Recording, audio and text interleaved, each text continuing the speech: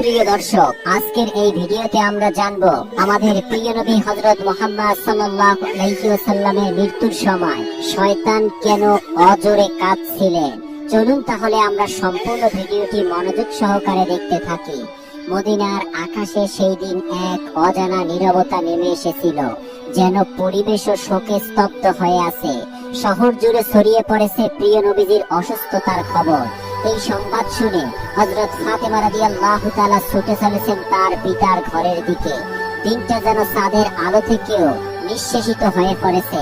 সাহাবায়ে কেরাম বসে আছেন নীরবতায়, কারো চোখ অশ্রুসিক্ত, কেউ আবার ভারাক্রান্ত হৃদয় পাথরের মতো হস্তবীর হয়ে বসে আছে। কারো মুখে কোনো কথা নেই, শুধু চাপা কান্নার ধ্বনি শোনা যাচ্ছে। এই সময় নবীজি সাল্লাল্লাহু আলাইহি ওয়াসাল্লাম অসুস্থ অবস্থায় ঘরে শুয়ে আছে। তার পাশে উপস্থিত হযরত ফাতেমা রাদিয়াল্লাহু তাআলা ও আম্মা জান রাদিয়াল্লাহু তাআলা।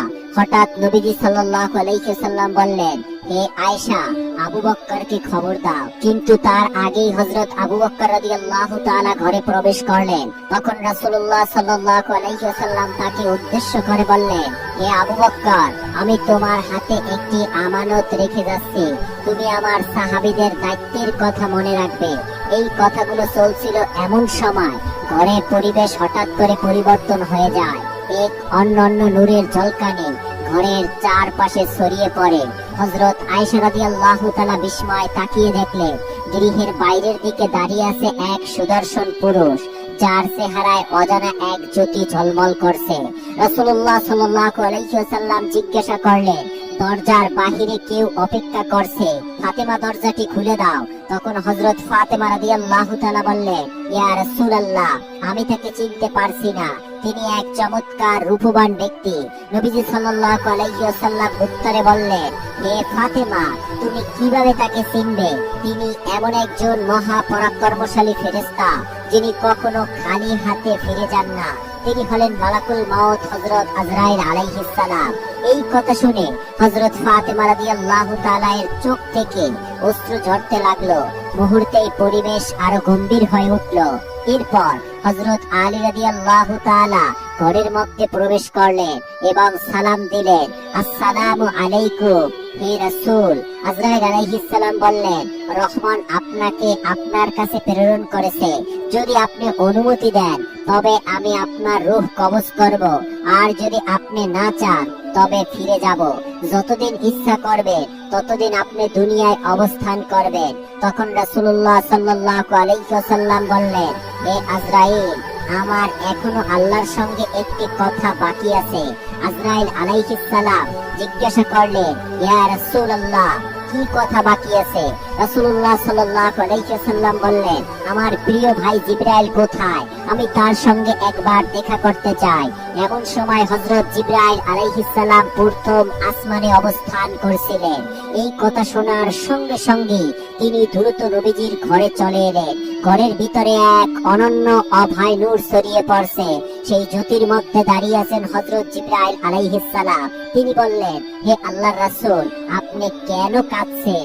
রাসূলুল্লাহ সাল্লাল্লাহু আলাইহি ওয়াসাল্লাম বিস্মিত কণ্ঠে বললেন, ভাই জিবরাইল, আমি এই দুনিয়া থেকে বিদায় নেওয়ার সময় কেবল একটি চিন্তাই আছি, আমার সেই উম্মতের জন্য যারা গুনাহগার। আমি তাদের ভবিষ্যৎ নিয়ে উদ্বিগ্ন। তুমি কি আমার আল্লাহর কাছে গিয়ে তাদের ব্যাপারে জেনে আসতে পারো? হযরত জিবরাইল আলাইহিস সালাম সঙ্গে সঙ্গে আল্লাহর আরশের দরবারে পৌঁছে গেলেন। যদিও আল্লাহ সুবহানাহু ওয়া তাআলা সব কিছুই জানতেন, তবুও তিনি চিহ্নবারে জিজ্ঞাসা করলেন, হে জিবরাইল, তুমি কাঁদছো কেন?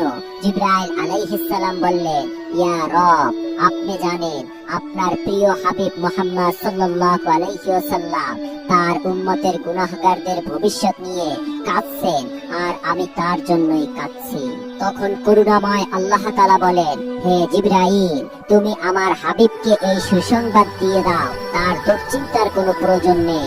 আমার প্রিয় রাসূল যেইভাবে তার উম্মতের প্রতি মমতা ও দয়া দেখিয়েছেন, আমিও তেমন করে আমার বান্দাদের প্রতি দয়াশীল। কিয়ামতের দিন যতক্ষণ না তিনি সন্তুষ্ট হবেন ততক্ষণ পর্যন্ত আমি তাদের গুনাহ মাফ করে যাব, এমনকি অনেককেই বিনা হিসাবে জান্নাতে প্রবেশ করাবো। এই সংবাদ শুনে হযরত জিবরাইল আলাইহিস সালাম আর দেরি না করে দ্রুত রাসূলুল্লাহ সাল্লাল্লাহু আলাইহি ওয়াসাল্লামের ঘরে ফিরে এলেন। তাকে দেখে রাসূলুল্লাহ সাল্লাল্লাহু আলাইহি ওয়াসাল্লাম জিজ্ঞাসা করলেন, ভাই জিবরাইল, তুমি কাঁদছো কেন? আল্লাহ তাআলা কি বলেছে? জিবরাইল আলাইহিস সালাম বললেন, ইয়া রাসূলুল্লাহ, আল্লাহ তাআলা তো আপনার জন্য অপেক্ষা করছে এবং আপনাকে আপনার সুসংবাদ দিয়েছেন। তবে আমি কাঁদছি এই কারণে যে আজকের পর আমি আর কখনো আপনার নিকট ওহী নিয়ে আসতে পারবো না।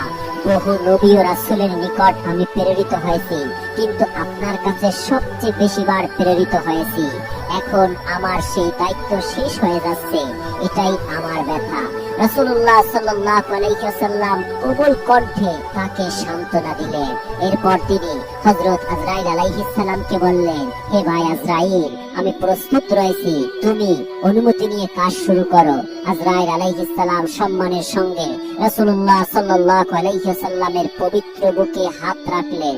তখন রাসূলুল্লাহ সাল্লাল্লাহু আলাইহি ওয়াসাল্লাম বললেন, হে আজরাইল, আমার জান কবজের কষ্ট যত কঠিন হোক না কেন আমি তা সহ্য করে নিব, কিন্তু আমার উম্মতের যেন এমন কষ্ট না হয়। আজরাইল আলাইহিস সালাম বললেন, ইয়া রাসূলুল্লাহ, আপনি নিশ্চিত থাকুন, আপনার উম্মতের সেই মুমিনরা যারা সত্যিকার ঈমানদার, তাদের রূহ নেওয়া হবে এমন মমতায় যেমন এক শিশু মায়ের কোলে দুধ পান করতে করতে ঘুমিয়ে পড়ে। এই আশ্বাসে প্রিয় নবী সাল্লাল্লাহু আলাইহি ওয়াসাল্লাম কিছুটা শান্ত হলেন। এরপর অত্যন্ত সম্মান ও মর্যাদার সঙ্গে হযরত আলী রাদিয়াল্লাহু তাআলা ঘরের মধ্যে প্রবেশ করলেন এবং সালাম দিলেন। আল্লাহ রাব্বুল আলামিনের আদেশে রাসূলুল্লাহ সাল্লাল্লাহু আলাইহি ওয়াসাল্লামের পবিত্র মোবারক রূহ কবজ করে আল্লাহর পবিত্র আকাশের দিকে নিয়ে চলে গেলেন। ইন্না লিল্লাহি ওয়া ইন্না ইলাইহি রাজিউন। তখন সমস্ত ঘর জুড়ে এক গভীর নিস্তব্ধতা। হযরত ফাতেমা রাদিয়াল্লাহু তাআলা ও মা আয়েশা রাদিয়াল্লাহু তাআলা বাকরুদ্ধ হয়ে গেছে, কেউই কিছু বলতে পারছে না। হঠাৎ করে পরিবেশটা থমকে গেল, মদিনার আকাশ বাতাস স্তব্ধ হয়ে দাঁড়ালো। মনে হচ্ছিল পুরো দুনিয়া যেন কয়েক মুহূর্তের জন্য থেমে গেছে। এমন ছিল সেই দিন যখন সৃষ্টি জগতের জন্য রহমত স্বরূপ প্রেরিত নবী মুহাম্মদ সাল্লাল্লাহু আলাইহি ওয়াসাল্লাম এই দুনিয়া থেকে বিদায় গ্রহণ করলেন। খবরটা খুব দ্রুত পুরো মদিনায় ছড়িয়ে পড়ল। প্রতিটি মুমিনের হৃদয় ভেঙে পড়ল। মনে হচ্ছিল যেন কলিজা ভেঙে চুরমার হয়ে গেছে। সকলের হৃদয় ছিন্ন বিচ্ছিন্ন হয়ে গেছে। যারা রাসূলুল্লাহ সাল্লাল্লাহু আলাইহি ওয়াসাল্লামকে জানের চেয়েও বেশি ভালোবাসতেন, সেই সহচরগণ, সাহাবায়ে কেরাম, নারী পুরুষ সবাই যেন স্তব্ধ হয়ে গেছে। কেউ আহাজারি করছেন, কেউ ফুপিয়ে ফুপিয়ে কাঁদছেন, কেউ কাঁদতে কাঁদতে একেবারে বাকরুদ্ধ হয়ে পড়েছে। এই শোকার্ত মুহূর্তে হযরত আব্দুল্লাহ ইবনে আব্বাস রাদিয়াল্লাহু তাআলা নবীজি সাল্লাল্লাহু আলাইহি ওয়াসাল্লামের ইন্তেকালের সংবাদ শুনে দুঃখ শোকে সহ্য করতে না পেরে প্রাণ ত্যাগ করলেন। অন্যদিকে হযরত বিলাল রাদিয়াল্লাহু তাআলা মসজিদের এক কোণে বসে অজরে কাঁদতে লাগলেন। বারবার বলতে লাগলেন, আমি কিভাবে আজান দিব, কিভাবে আমি উচ্চারণ করব সেই নাম যিনি আজ আমাদের মাঝে নেই। তার কণ্ঠ যেন জমে গেল, কেউ তার কান্না থামাতে পারল না। তিনি কেবল অসহায়ভাবে এই দিক ওই দিক ছুটে বেড়াচ্ছিলেন আর জিজ্ঞাসা করেছিলেন, তোমরা কেউ কি আমার দয়ার নবীকে দেখছো? কিন্তু কেউ কিছুই বলছিল না, কারণ সকলের অবস্থাই একই, ভাঙা হৃদয় আর ব্যথায় কাতর অন্তর। এইদিকে খবর পৌঁছালো হযরত উমর ইবনুল খাত্তাব রাদিয়াল্লাহু তাআলা এর কাছে। তিনি এই সংবাদ শুনে তলোয়ার উস্কিয়ে বললেন, না, আমার রাসূল ইন্তেকাল করেনি। কেউ যদি বলে তিনি দুনিয়া ছেড়ে চলে গেছে, তাহলে আমি তাকে তলোয়ার দিয়ে দ্বিখণ্ডিত করে ফেলবো। তিনি আমাদের মাঝে আছেন, তিনি আমাদের ছেড়ে যাননি। তখন হযরত আবু বকর সিদ্দিক রাদিয়াল্লাহু তাআলা বললেন, হে মানুষ, জেনে রাখো, একমাত্র আল্লাহ তাআলাই চিরঞ্জীব। সমস্ত নবী রাসূলকে একদিন মৃত্যুর স্বাদ গ্রহণ করতে হবে।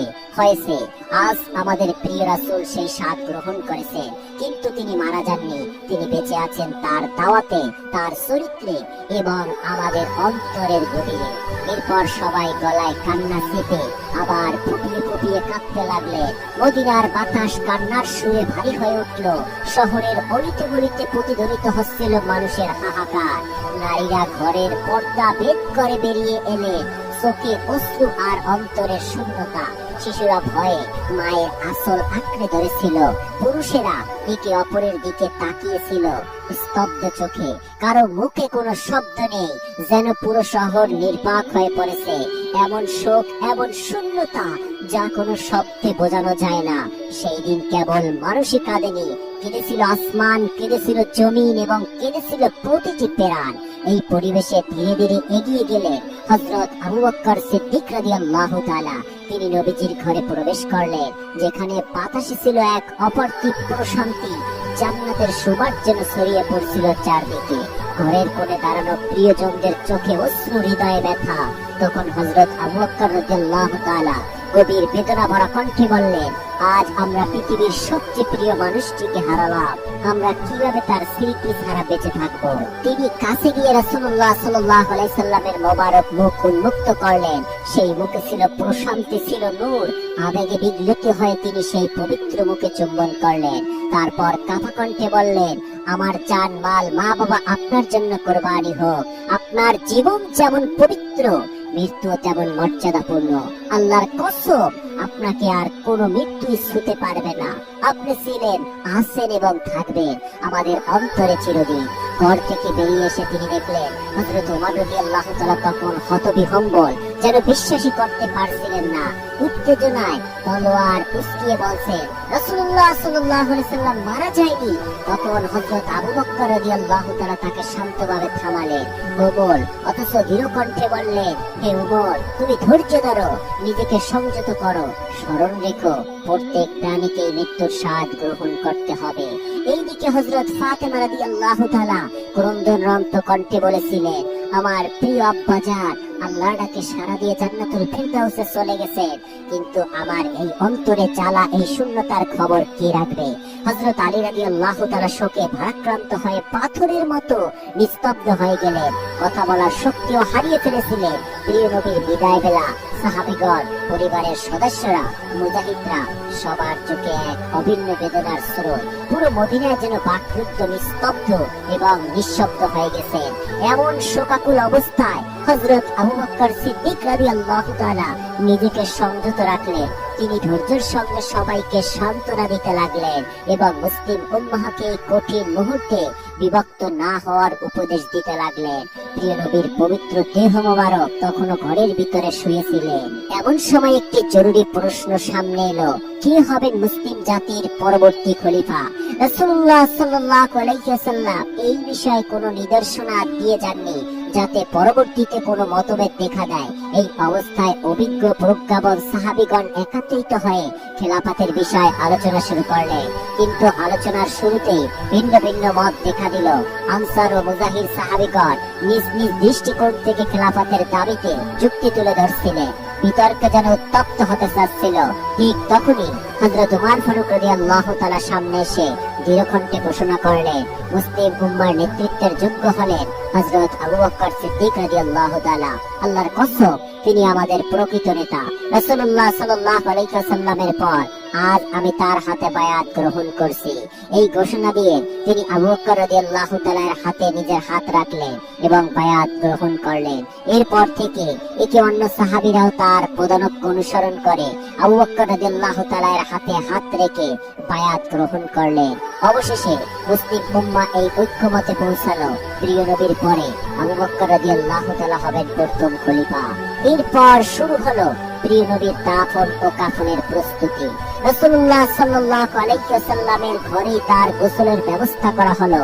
কিছু সাহাবী এই পবিত্র দায়িত্ব পালনের জন্য এগিয়ে এলেন। তখন তারা বলেছিলেন, আল্লাহর কসম, নবীজির দেহ মোবারক থেকে এমন সুবাস ছড়াচ্ছিল যা দুনিয়ার কোন সুগন্ধিতর সঙ্গে তুলনা নয়। তখন আমাদের মনে হচ্ছিল যেন জান্নাতের ঘ্রাণ ঘর ভরে গেছে।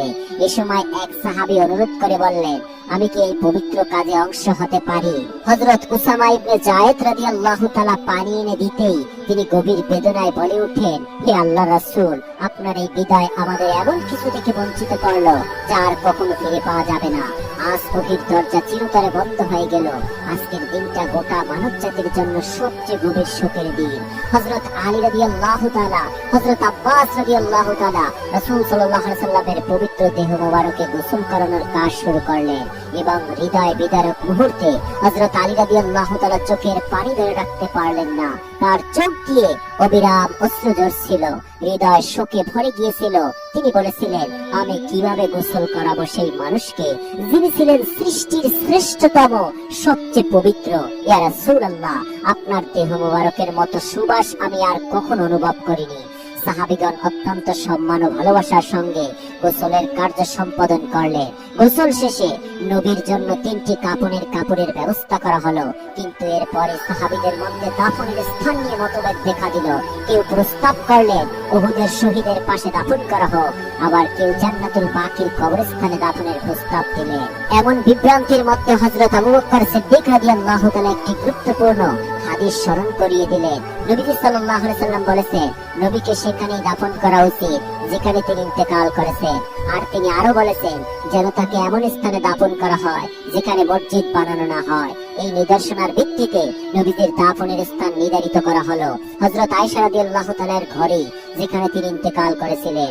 এরপর সামনে আসে আরো একটি প্রশ্ন, নবীজির জানাজায় যার পেছনে সাহাবারা সব সময় নামাজ পড়ছেন, তার জানাজায় কি ইমামতি করবেন? পরামর্শক্রমে ঠিক হলো কেউ নির্দিষ্টভাবে ইমাম হবে না, বরং সাহাবারা পর্যায়ক্রমে দলে দলে জানাজা পড়বেন। প্রথম নবীজির পরিবার জানাজায় অংশ নিলেন, এরপর মুজাহিদগণ, তারপর আনসারগণ এবং মদিনার সাধারণ মানুষজন।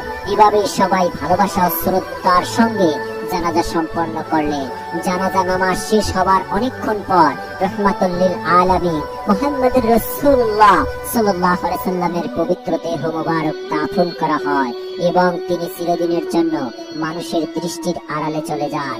এরপর হযরত ফাতিমা রাদিয়াল্লাহু তাআলা এসে রাসূলুল্লাহ সাল্লাল্লাহু আলাইহি সাল্লামের কবর মোবারকের স্থানে উপস্থিত হলেন। তিনি মাটি ছুঁয়ে কান্নায় ভেঙে পড়লেন, বললেন, আব্বা জান, আপনি তো চলে গেলেন আমাদের এতিম করে।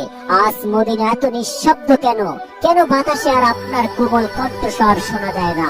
বুক ভরা কষ্ট নিয়ে তিনি আর্তনাদ করে বললেন, ইয়া রাসূলুল্লাহ, আপনি তো বলেছিলেন আমরা জান্নাতে একত্রিত হব, কিন্তু আমি কিভাবে সেই সময় পর্যন্ত অপেক্ষা করব? এই পৃথিবী এখন আমার কাছে শুধুই শূন্যতা। এইদিকে হযরত বিলাল রাদিয়াল্লাহু তাআলা ছিলেন নিঃশব্দ বাকরুদ্ধ। তিনি মসজিদে নববীর এক কোণে স্থির হয়ে বসেছিলেন, যেন সময় থমকে গেছে। তখন কিছু সাহাবী তার কাছে এগিয়ে এসে বিনীতভাবে অনুরোধ করলেন, হে বিলাল, আপনি দয়া করে একবার আমাদের জন্য আযান দিন, যাতে আমাদের হৃদয় নবীজির স্মৃতি আবারও জাগ্রত হয়। হযরত বিলাল রাদিয়াল্লাহু তাআলা আযান দেওয়ার জন্য দাঁড়ালেন। তার কণ্ঠ থেকে ভেসে এলো আল্লাহু আকবার, আল্লাহু আকবার, সেই সুমধুর ধ্বনি যা এক সময় মদিনাকে জাগিয়ে তুলতো, কিন্তু আজ সেই ধ্বনি কান্নায় রূপ নিল। যখন তিনি বললেন, আশহাদু আল্লা ইলাহা ইল্লাল্লাহ, তখন তার চোখ থেকে অশ্রু গড়িয়ে পড়তে লাগলো। আর যখন উচ্চারণ করলেন, আশহাদু আন্না মুহাম্মাদুর রাসূলুল্লাহ, তখন তার গলা আটকে গেল।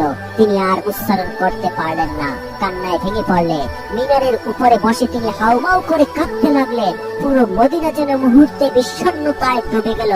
অবশেষে তিনি বললেন, সেই শহরে রাসূলুল্লাহ সাল্লাল্লাহু আলাইহি ওয়াসাল্লাম নেই, সেই শহরে আমি কিভাবে থাকবো? এই মদিনা এখন আমার জন্য নয়। এবং সেই দিন তিনি প্রিয় শহর মদিনা ছেড়ে চলে গেলেন। এরপর আর কখনো তিনি আযান দেননি, শুধু একবার ছাড়া। হযরত ওমর রাদিয়াল্লাহু তাআলা, যাকে মানুষ বলতো কঠোর হৃদয়ের অধিকারী ও শক্তিমান নেতা, তিনি রাসূলুল্লাহ সাল্লাল্লাহু আলাইহি ওয়াসাল্লামের ইন্তেকালের পর যেন ভেঙে পড়লেন। একদিন তিনি রাস্তার পাশে নিঃসঙ্গভাবে বসেছিলেন, চুপি চুপি বলছিলেন, আমি যখন নবীর কবরের দিকে তাকাই, তখন মনে হয় তিনি যেন উঠে এসে বললেন, ও হে উমর, কেঁদো না, আমি তো আছি তোমাদের মাঝে। কিন্তু তিনি তো আর ফিরবেন না। সেই অমর উমর রাদিয়াল্লাহু তাআলা, যিনি কখনো কারো সামনে কাঁদতেন না, আজ রাস্তার ধারে বসে বসে একা একা কাঁদছেন। হযরত উমর রাদিয়াল্লাহু তাআলা একদিন দেখলেন যে শয়তান রাস্তার পাশে বসে অজরে কাঁদছিল। তখন হযরত উমর রাদিয়াল্লাহু তাআলা শয়তানকে জিজ্ঞাসা করলো, হে শয়তান, তুই কেন কাঁদছিস? তখন শয়তান বলল, আজ থেকে আর কখনো পৃথিবীতে এমন একজন মানব আসবে না যিনি মানুষের অন্ধকার হৃদয়কে ঈমানের আলোয় আলোকিত করবেন, যিনি আল্লাহ রাসূল হয়ে সৃষ্টির মুক্তির বার্তা এনেছিলেন।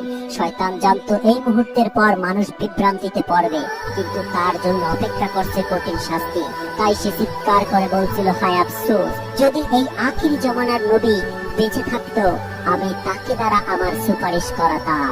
এভাবেই হযরত আবু বকর সিদ্দিক রাদিয়াল্লাহু তাআলা হৃদয়ে যেন শূন্য বিচ্ছিন্ন হয়ে গেল। একদিন তিনি নবীর কবরের পাশে বসে কান্না জড়িত কণ্ঠে বললেন, ইয়া রাসূলুল্লাহ, আমি তো সব সময় আপনার ছায়ায় ছিলাম, আপনার সঙ্গে এসেছি, আপনার সঙ্গে কেঁদেছি, কিন্তু আজ তো আপনি নেই, আমি একা হয়ে গিয়েছি, আমি কিভাবে বাঁচবো? রাসূলুল্লাহ সাল্লাল্লাহু আলাইহি ওয়াসাল্লামের ইন্তেকালের পর হযরত আবু